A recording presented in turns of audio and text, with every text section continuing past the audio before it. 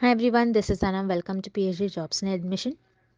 सो आज का हमारा 7th लेक्चर होगा on research methodology for your upcoming Punjab university for your PhD entrance examination. तो जिससे कि मैं आपको बता दूं, पंजाब यूनिवर्सिटी का आप सभी को पता है पीएचडी एंट्रेंस एग्जामिनेशन 5 नवंबर के दिन कंडक्ट करवाया जा रहा है, जिसमें आपको ऑब्जेक्टिव प्लस सब्जेक्टिव दोनों टाइप ऑफ क्वेश्चन एग्जामिनेशन में देखने मिलेंगे। तो यहाँ पर मैं आपको बता दूँ, आपको 25 क्वेश्चन जो है ऑब्जेक्टिव टाइप होंगे एंड 4 क्वेश्चन जो है सब्जेक्टिव टाइप होंगे, और सब्जेक्टिव में हर एक क्वेश्चन आपको 40 मार्क्स का प्रोवाइड करा जाएगा। तो ठीक है, यानी यहाँ पर आपको रिसर्च मेथोडोलॉजी का काफ़ी ज़्यादा वेटेज है। तो आपको अच्छी तरीके से रिसर्च मेथोडोलॉजी की स्टडी करना है थ्रू आवर लेक्चर सीरीज और through our research methodology study material. तो उसी के साथ साथ जैसे कि हम टाइप्स ऑफ रिसर्च स्टडी कर रहे हैं, तो आज के सेशन में हम नेक्स्ट अगेन 2 बहुत important types of research study करने जा रहे हैं, एक्सप्लेनेटरी एंड डिस्क्रिप्टिव रिसर्च। तो आपको इस सेशन को अच्छी तरीके से एंड तक देख लेना है, और आपके जो भी डाउट्स है, आपके जो भी क्वेश्चन है, आप मुझे कमेंट सेक्शन में पूछ सकते हैं। So let's begin with the today's lecture. जैसे मैंने आपको प्रीवियस स्लाइड में बता दिया कि हमारे कोर्स से रिलेटेड, सो यहाँ पर हम शॉर्ट में मैं आपको डिटेल में बता दूँ। जैसे कि मैंने आपको बता दिया, रिसर्च मेथोडोलॉजी पर हम आपको कंप्लीट कोर्स प्रोवाइड करते हैं, जैसे वीडियो लेक्चर्स है, थ्योरी और एमसीक्यूज दोनों वीडियो लेक्चर्स हम आपको प्रोवाइड करते हैं। थ्योरी से आपके कॉन्सेप्ट्स को हम बिल्ड करवाते हैं, और उसी के साथ साथ एमसीक्यूज से हम आपको सारे ट्रिक्स बताते हैं कि आपको किस तरीके से ट्रिक्स यूज़ कर एमसीक्यूज को सॉल्व करना है। नोट्स काफ़ी सिंपल लैंग्वेज में नोट्स है। नोट्स में हमने ऐसे पॉइंट्स भी कवर कर रखे हैं जो कि आपके इंटरव्यू में आपके लिए बहुत हेल्पफुल होंगे। उसी के साथ साथ मॉक टेस्ट से आपकी प्रैक्टिस होती रहती है, आपको पता लगता है कि आपकी कितनी प्रिपरेशंस हुई है, कितनी और आपकी प्रिपरेशंस बाकी हैं। And 1500 plus MCQs revision PDF, जिसमें इस पीडीएफ में हमने 1500 से भी ज़्यादा इंपॉर्टेंट एमसीक्यूज कवर कर रखे जो कि सेंट्रल और गवर्नमेंट यूनिवर्सिटी में पूछे ही गए थे। तो आपको ज़्यादा से ज़्यादा हमारे इस कंटेंट से ही क्वेश्चंस पूछे जाएंगे। जैसे कि मैंने आपको बता दिया, 100% गारंटी के साथ कंटेंट हम आपको प्रोवाइड करते हैं। सो आपको सारी आपकी पास करने की रिस्पॉन्सिबिलिटी हमारी होती है। तो आपको ज़्यादा टाइम वेस्ट नहीं करते हुए आपकी प्रिपरेशंस को स्टार्ट करनी है। स्क्रीन पर दिए गए नंबर पर आपको व्हाट्सएप के थ्रू हमें कॉन्टैक्ट करना है, नॉर्मल कॉल्स नंबर पर नहीं लगेगा, याद रखिएगा, व्हाट्सएप के थ्रू हमें कॉन्टैक्ट करना है। और आप हमारे ऐप के थ्रू भी स्टडी मटेरियल को एक्सेस कर सकते हो। सो ऐप को एक्सेस करने की लिंक मैंने आपके साथ comment section as well as description box में भी प्रोवाइड कर रखी है, जिससे कि आप 1 क्लिक में ही वहाँ से हमारे ऐप के पर 1 क्लिक पर से ही हमारे स्टडी मटेरियल को एक्सेस कर पाओगे। So that's it, and let's begin with the video. Without changing the environment, इस क्वेश्चन में हमें फाइंड आउट करना है कौन सी रिसर्च हम कंडक्ट करते हैं जिसमें हम इंफॉर्मेशन को कलेक्ट करते हैं without changing its framework, its nature, और you can say its environment. ऐसी कौन सी रिसर्च होती है, हमें ये फाइंड आउट करना है। सो हम वन बाय वन पहले ऑप्शंस देखते हैं। Option A, applied research.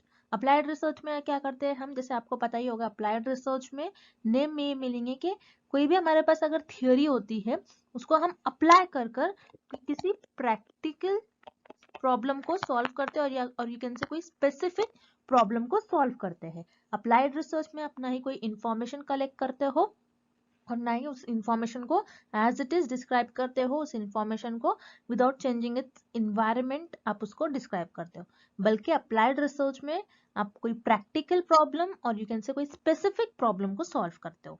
That's why अगर आपका ऑप्शन ए इनकरेक्ट हो जाएगा। Then option C, fundamental research. Fundamental research क्या होती है, फंडामेंटल रिसर्च में रिसर्चर का एम ही होता है कि कोई new theories, new concept, new ideas develop करें, क्योंकि रिसर्चर को अपनी क्यूरियोसिटी को फुलफिल करना होता है, उनको जानना होता है कोई फेनोमेना के बारे में, उनको अपनी नॉलेज को इंक्रीज करना होता है, इसलिए रिसर्चर फंडामेंटल रिसर्च परफॉर्म करते हैं। फंडामेंटल रिसर्च में रिसर्चर एज इट इज कोई फेनोमेना को और जो भी इंफॉर्मेशन कलेक्ट कर रहे हैं उसको एज इट इज बताते नहीं है। दैट्स वाई पर आपका ऑप्शन सी इनकरेक्ट हो जाएगा। Then option B, descriptive research.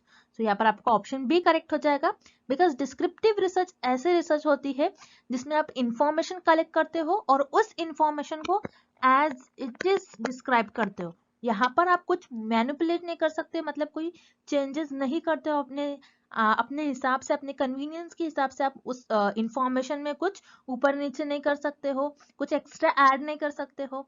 आपको जो इंफॉर्मेशन मिली आपको एज इट इज डिस्क्राइब करना होता है डिस्क्रिप्टिव रिसर्च में। अब हम एग्जांपल के थ्रू समझते हैं, सो आपको क्लियरली और समझ में आ जाएगा। जैसे मान लो मुझे इंडियन लोगों के फेशियल फीचर्स जानने हैं। फेशियल फीचर्स कैसे जानेंगे रिसर्चर, ये देखेंगे कि उनकी आईज कैसी होती है, उनके आईज का कलर कैसा होता है, उनके हेयर्स कैसे होते हैं, जनरली उनके हेयर के कलर्स कैसे होते हैं, और उनका फेस का टेक्सचर कैसा होगा, उनके फेस का शेप कैसा होगा। सो ये सारे फेशियल एक्सप्रेशन रिसर्चर इंडियन लोगों के देखेंगे, और जो डेटा मिलेगा उससे डेटा को एज इट इज डिस्क्राइब करेंगे, उसमें रिसर्चर कोई चेंजेस नहीं कर सकते। सो डिस्क्रिप्टिव रिसर्च आपकी क्या होती है, जिसमें आप डेटा कलेक्ट करते हो, इंफॉर्मेशन कलेक्ट करते हो और उस इंफॉर्मेशन को आपको एज इट इज डिस्क्राइब करना होता है, आप वहां पर कोई चेंजेस और कुछ मैनिपुलेट नहीं कर सकते हो। So this is the definition of descriptive research. So यहाँ पर आपका ऑप्शन भी करेक्ट हो जाएगा। Next, descriptive research has the following characteristics except. इस क्वेश्चन में हमें फाइंड आउट करना है कि डिस्क्रिप्टिव रिसर्च के कैरेक्टरिस्टिक्स हमें किस ऑप्शन में गिवन नहीं है। सो हम वन बाय वन ऑप्शंस देखते हैं। Option A, it is structured. So यहाँ पर आपका ऑप्शन ए करेक्ट हो जाएगा। डिस्क्रिप्टिव रिसर्च जो होती है आपकी वो स्ट्रक्चर्ड होती है। स्ट्रक्चर्ड का क्या मतलब है कि आप पहले से ही डिसाइड कर लेते हो कि मैं ये करने वाला हूँ अपनी रिसर्च में, आप पहले से ही सारे स्टेप्स कंफर्म कर लेते हो कि डिसाइड कर लेते हो मैं ये करूंगा। सो उसको हम कहते हैं स्ट्रक्चर्ड। अब जैसे डिस्क्रिप्टिव रिसर्च का एम ही होता है कि कोई फेनोमेना है, कोई या फिर कोई टॉपिक है, उसको आपको एज इट इज डिस्क्राइब करना होता है। अब कैसे, मान लीजिए एक पर्टिकुलर टॉपिक पे 3 रिसर्च की गई है, तो आपने क्या किया, उन 3 रिसर्च को एनालाइज किया और उन 3 रिसर्च को एनालाइज कर कर आपने उन रिसर्च को और वो रिसर्च का जो भी टॉपिक था उसको आपने एज इट इज डिस्क्राइब कर दिया। तो यहाँ पर आप स्ट्रक्चर फॉलो कर रहे हो। आप क्या कर रहे हो, बस उस 3 रिसर्च को आप पढ़ोगे, देखोगे, ऑब्जर्व करोगे, एनालाइज करोगे और उसको एज इट इज फिर से डिस्क्राइब कर दोगे। जो इन्फॉर्मेशन थी उसको एज इट इज आपको बताना है, तो उसको हम कहते हैं, वो हो जाएगी आपकी डिस्क्रिप्टिव रिसर्च। सो डिस्क्रिप्टिव रिसर्च जो होती है आपकी वो स्ट्रक्चर्ड होती है, क्योंकि आपको पहले से ही आप प्लान कर लेते हो। देन यहाँ पर आपको ऑप्शन बी गिवन है, it is quantitative in nature. तो यहाँ पर आपका ऑप्शन बी भी करेक्ट हो जाएगा। सो ये कॉमन सी बात है कि अगर आपकी जो डिस्क्रिप्टिव रिसर्च है वो स्ट्रक्चर्ड है, सो वैसे ही जैसे मैंने कल के लेक्चर में आपको बताया था कि क्वांटिटेटिव रिसर्च जो होती है वो भी आपकी स्ट्रक्चर्ड होती है, इसलिए ये दोनों में लिंक है। तो आपको इस तरीके से एग्जाम में क्वेश्चन सॉल्व करना है। आपको किसी एक ऑप्शन के बारे में पता होता है तो आप उसको मैनिपुलेट करके उसको कुछ अपना दिमाग लगाकर आप दूसरे ऑप्शन को भी करेक्ट कर सकते हो। तो उसी तरीके से आपका जो डिस्क्रिप्टिव रिसर्च होता है वो क्वांटिटेटिव नेचर का होता है, क्योंकि क्वांटिटेटिव रिसर्च जो होती है आपकी वो भी स्ट्रक्चर्ड होती है। अब डिस्क्रिप्टिव रिसर्च आपकी क्वांटिटेटिव नेचर की कैसे होंगी। अब मान लीजिए कि आपको इंडिया की पॉपुलेशन देखना है। इंडिया की पॉपुलेशन क्या थी 2020 में। अब मान लो इंडिया की पॉपुलेशन 2020 में 100 करोड़ थी। तो आपने क्या किया, आपको जो यहाँ पर डेटा मिल रहा है it is in the form of numbers, और इंडिया की पॉपुलेशन 2020 में 100 करोड़ से थी, इसीलिए आपने एज इट इज लिखा। ऐसा नहीं कि इंडिया की पॉपुलेशन 2020 में 90 करोड़ थी और आपने 100 करोड़ लिख लिया। नहीं, इंडिया की पॉपुलेशन 2020 में 100 करोड़ थी और आपने 100 करोड़ लिखा। एज इट इज आपने डेटा बताया, एज इट इज आपने इन्फॉर्मेशन लिखा और आपको जो इन्फॉर्मेशन मिल रही थी in the form of numbers. That's why जो आपकी डिस्क्रिप्टिव रिसर्च होती है वो क्वांटिटेटिव नेचर की होती है। बट इस क्वेश्चन में हमें क्या बताया गया है कि डिस्क्रिप्टिव रिसर्च के कैरेक्टरिस्टिक्स हमें किस ऑप्शन में गिवन नहीं है। सो यहाँ पर आपका ऑप्शन ए और बी दोनों भी इनकरेक्ट हो जाएगा। सो हियर आपका करेक्ट ऑप्शन हो जाएगा option C, discovers ideas and thoughts. ये आपकी डिस्क्रिप्टिव रिसर्च की कैरेक्टरिस्टिक्स नहीं होंगी, बल्कि डिस्क्रिप्टिव रिसर्च में आपको आइडियाज और थॉट्स को डिस्कवर नहीं करते हो, आप कोई न्यू चीज डिस्कवर नहीं करते हो। जो भी चीज आपके पास प्रेजेंट रहती है उसको एज इट इज आपको डिस्क्राइब करना होता है।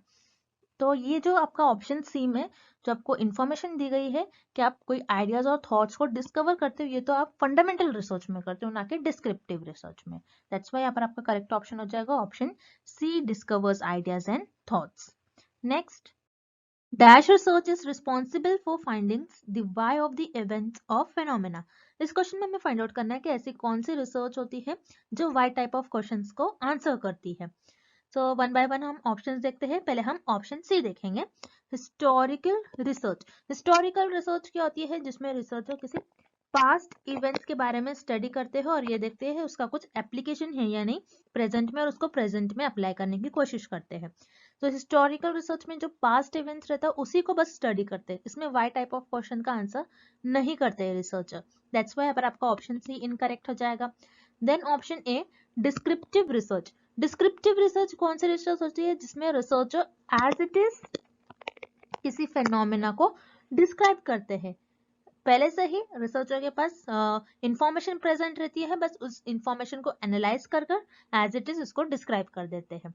अब रिमेंबर, हमको ये देखना है कि डिस्क्रिप्टिव रिसर्च में researcher why type of questions का आंसर करते हैं या नहीं।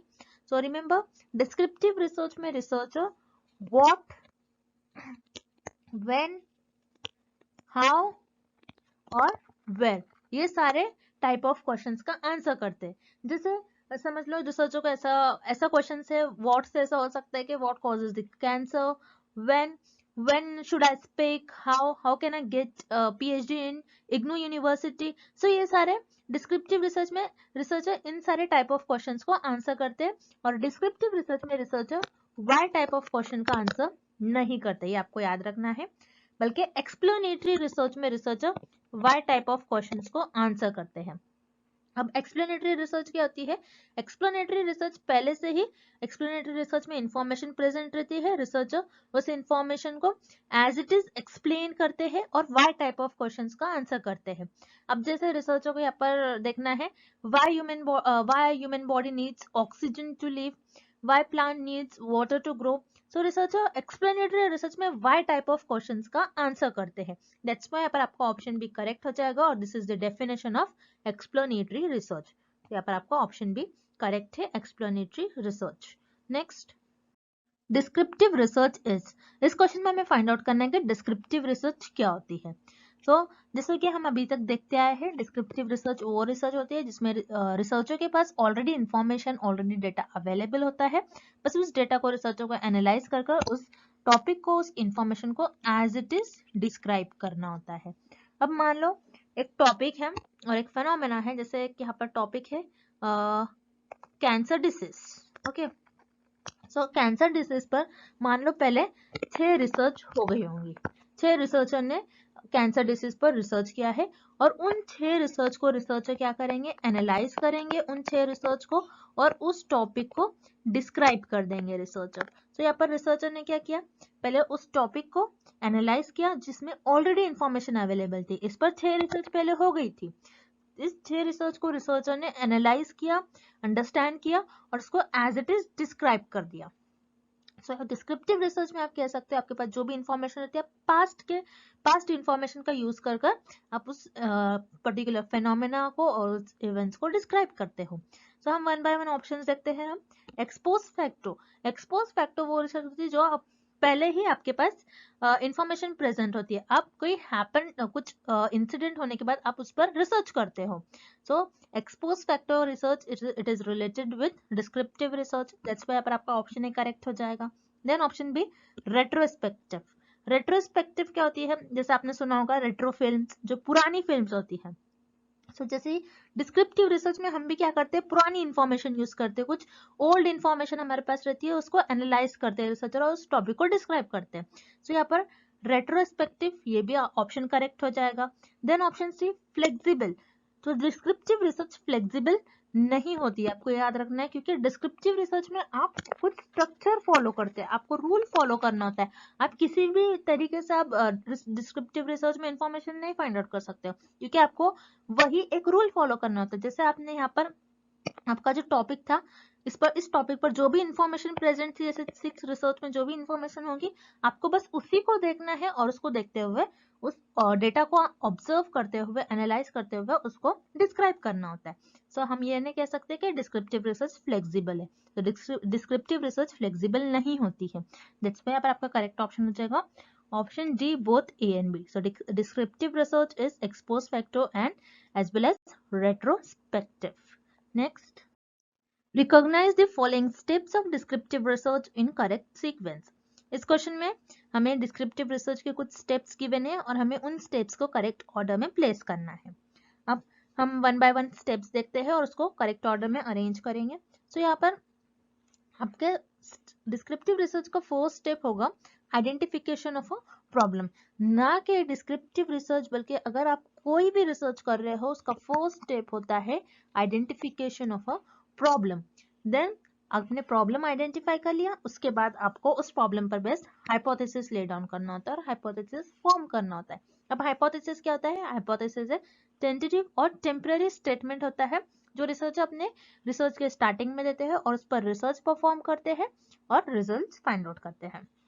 सो फर्स्ट स्टेप में रिसर्चर प्रॉब्लम को आइडेंटिफाई करेंगे, देन सेकंड में हाइपोथेसिस फॉर्म करेंगे, हाइपोथेसिस ले डाउन करेंगे। सो यहाँ पर एफ आपका सेकंड आ जाएगा।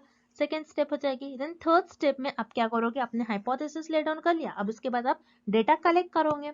डेटा कलेक्ट करने के बाद आगे प्रोसेस करोगे, डेटा को प्रोसेस करोगे कुछ मेथड्स के थ्रू, डेटा कलेक्ट करोगे। तो यहाँ पर आपका ए जो ऑप्शन है ये थर्ड पर आ जाएगा। देन बी, ए के बाद आपका बी आ जाएगा, क्योंकि अगर आपने मेथड, कोई मेथड अप्लाई कर किसी मेथड से डेटा को कलेक्ट कर लिया, डेटा को कलेक्ट करने के बाद आप इंटरप्रिटेशन करोगे, इंटरप्रिटेशन आप उसको एनालाइज करोगे, उसको ऑब्जर्व करोगे डेटा को, एंड देन आप कुछ रिजल्ट फाइंड आउट करोगे। सो बी आपका फोर्थ नंबर पर होगा, फोर्थ स्टेप हो जाएगा आपका। एंड देन उसके बाद आपने रिजल्ट फाइंड आउट कर लिया, देन उसके बाद आप कंक्लूजन्स निकालोगे, कंक्लूजन्स ड्रॉ करोगे, सो ये आपका फिफ्थ नंबर पर आ जाएगा। एंड लास्ट आप रिपोर्ट लिखोगे, सो ड्राफ्टिंग द रिपोर्ट ये आपका सिक्स नंबर पर आ जाएगा। सो इस तरीके से आप इस वे में, इस स्टेप्स में आप डिस्क्रिप्टिव रिसर्च परफॉर्म करते हो। सो ये सीक्वेंस आपको ऑप्शन डी में गिवन है, C F A B D and last is A. Next, a science teacher explaining to his students why plants need sunlight to grow. This example will fall under which type of research? इस question में आपको एक example given है और हमें find out करना है ये एग्जाम्पल किस रिसर्च के अंडर लाई करेगी। अब एग्जाम्पल में आपको ये गिवन है कि एक साइंस टीचर है, वो अपने स्टूडेंट्स को एक्सप्लेन कर रही है कि why plant needs sunlight to grow, कि प्लांट को सनलाइट की जरूरत की होती है ग्रो होने के लिए। तो ये एग्जाम्पल किस टाइप ऑफ रिसर्च का एग्जाम्पल होगा, हमें ये फाइंड आउट करना है।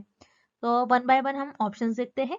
Option A applied research, applied research में तो रिसर्चर किसी स्पेसिफिक और किसी प्रैक्टिकल प्रॉब्लम को सॉल्व करते हैं, ना कि वाई टाइप ऑफ क्वेश्चंस का आंसर करते हैं। तो यहाँ पर आपको जो क्वेश्चन गिवन है, why plant needs sunlight to grow, so ये क्वेश्चन वाई से स्टार्ट हो रहा है।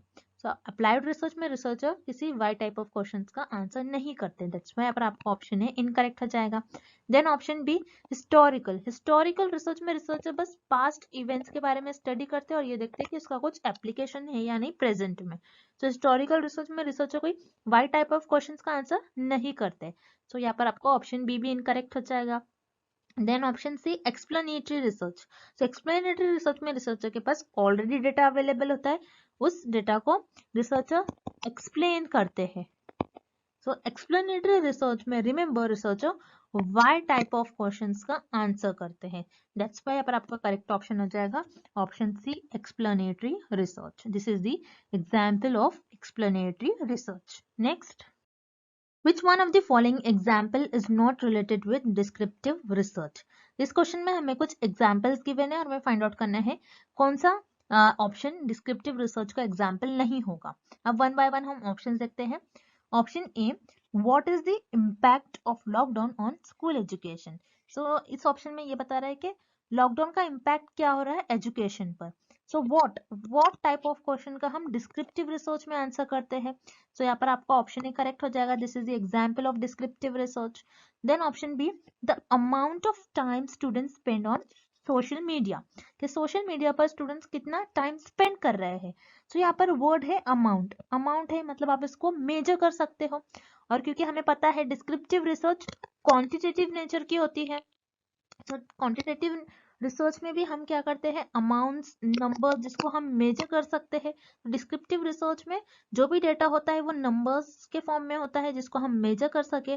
सो ऑप्शन बी जो कि है अमाउंट पर आपको पूछा है कि कितना टाइम स्टूडेंट्स स्पेंड कर रहे हैं सोशल मीडिया पर, सो ये भी डिस्क्रिप्टिव रिसर्च का एग्जाम्पल होगा। सो यहाँ पर आपका ऑप्शन बी भी डिस्क्रिप्टिव रिसर्च का एग्जाम्पल हो गया। Then option C, where is the post office, तो यहाँ पर वेयर क्वेश्चन है, वेयर टाइप ऑफ क्वेश्चन है। So again where type of question का आंसर हम डिस्क्रिप्टिव रिसर्च में ही करते हैं। सो यहाँ पर आपका ऑप्शन सी भी करेक्ट है।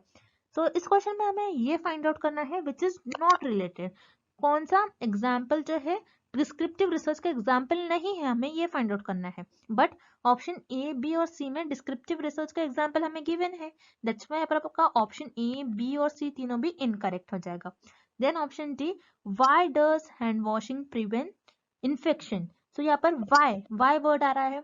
सो रिमेंबर वाई जब भी वर्ड आता है, वाई क्वेश्चन का आंसर रिसर्चर एक्सप्लेनेटरी रिसर्च में करते हैं, not in descriptive research, that's why पर आपका ऑप्शन डी करेक्ट हो जाएगा, बिकॉज हमें क्वेश्चन में यही फाइंड आउट करना है कि कौन सा ऑप्शन में हमें डिस्क्रिप्टिव रिसर्च का एग्जाम्पल नहीं गिवन है। सो यहाँ पर आपको ऑप्शन डी में जो एग्जाम्पल गिवन है ये एक्सप्लेनेटरी रिसर्च का एग्जाम्पल गिवन है, not descriptive research. That's why यहाँ पर आपका ऑप्शन डी करेक्ट हो जाएगा।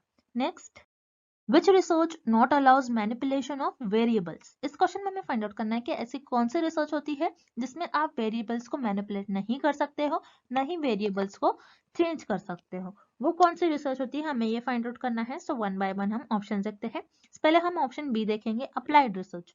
अप्लाइड रिसर्च क्या होती है कि जिसमें आप कोई स्पेसिफिक और कोई प्रैक्टिकल प्रॉब्लम्स को सॉल्व करते हो।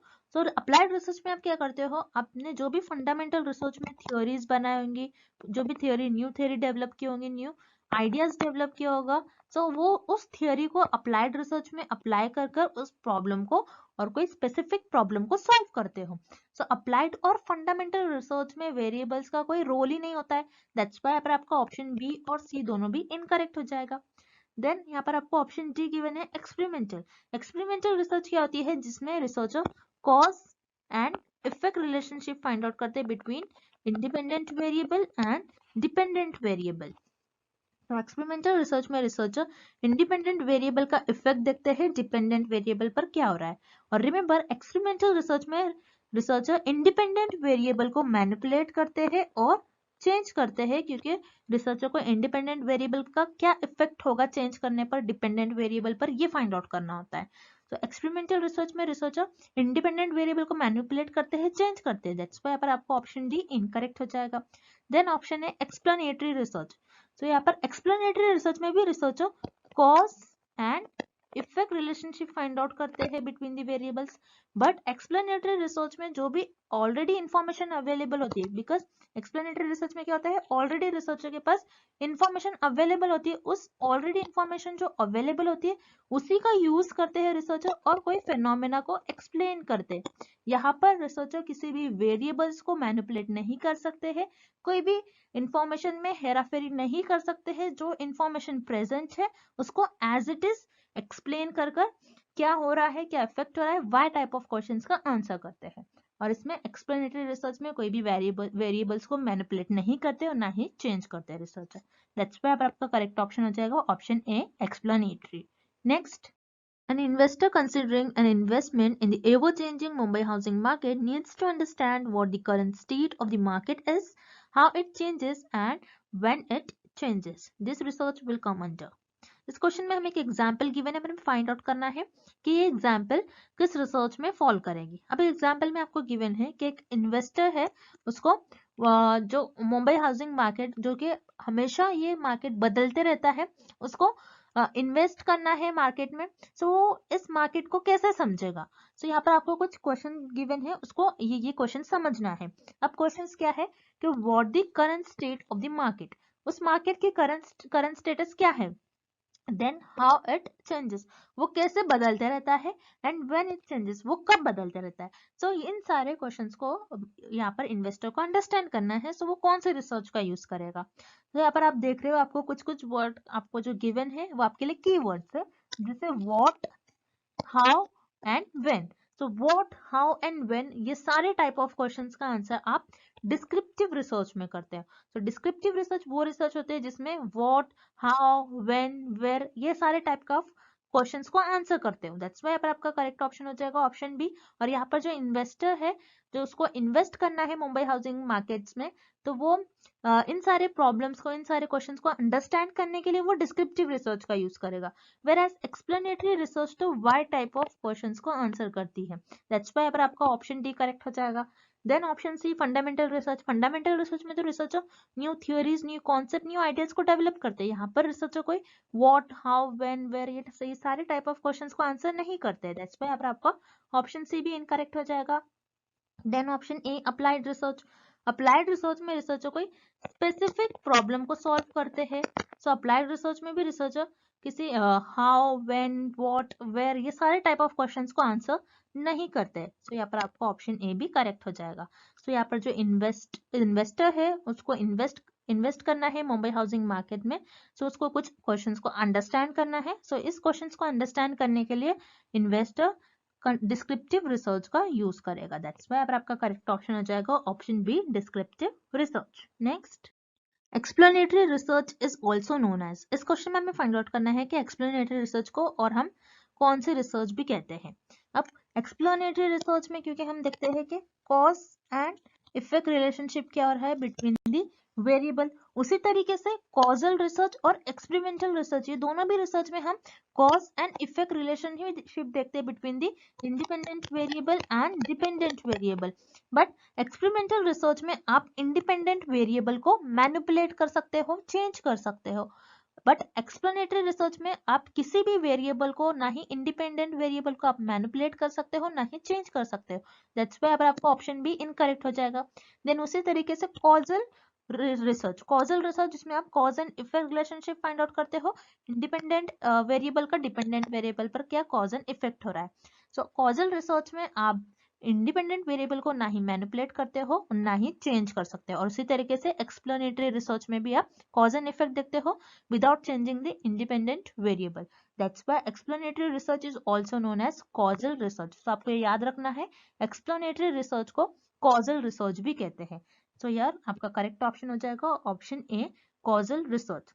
So I hope the concept of explanatory and descriptive research is clear to everyone, and thank you for watching this video. See you tomorrow.